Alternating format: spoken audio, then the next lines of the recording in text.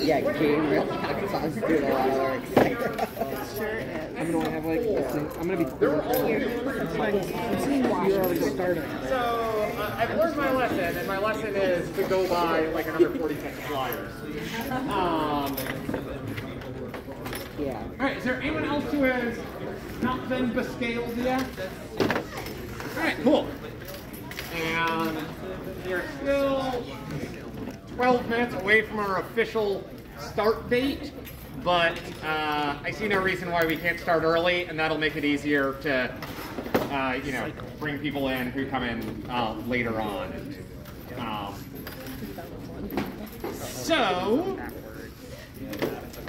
Yeah, I guess I'll start my spiel.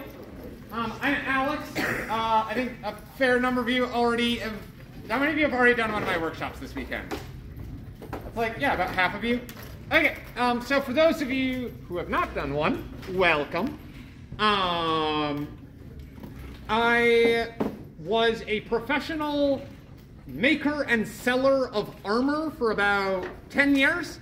From about 2010 to 2019, I traveled around and I sold stuff in the artist alley, mostly spiky leather gloves and jackets and things that had scale armor on them. By 2019, I got pretty burnt out on that job. Artist alley is like a rough way to make a living. It's fun for the first few years, and then it starts really taking a toll on you. So I retired from that. I did some other stuff. I went to grad school. I got a master's degree in popular culture. I spent about, now a cumulative, maybe a year and a half or so, bumming around Asia, training martial arts, Muay Thai and Wushu and a bunch of other stuff that no one's ever heard of, like Viet Vo Dao. And now what I'm doing is, during the summers, I travel around the US and I go to conventions where I run these workshops. So rather than selling people armor, I teach them how to make armor. It's kind of like the old adage, right? If you build a man a fire, he's warm for a night. But if you set a man on fire, he's warm for the rest of his life.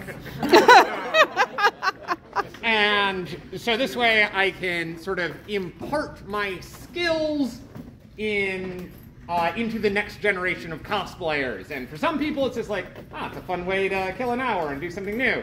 For other people, they like get super into it and go on and make incredibly elaborate costumes far beyond what I myself could make. Like, I don't know if anyone's ever seen like the scale mail Deadpool who floated around Michigan in the late 2010s. Just do a Google search for scale mail Deadpool. It'll probably come up right away. He was like one of the first people who attended my workshops when I was first starting them out. I could never make that thing. So hopefully at least some of you will also go on to make elaborate costumes that are beyond what I myself ever could or would construct. That said, what we're going to be making here today is not a head-to-toe Deadpool costume. We're going to be keeping it relatively simple.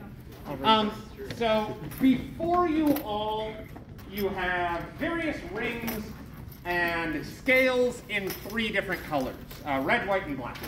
Go ahead and choose 2 of those colors that you want to work with. So red and white, black and red, etc. And that will... It is easier to construct chainmail or scale mail on a 2-tone structure than a 1-tone structure. Yes! Because you keep track of the rows.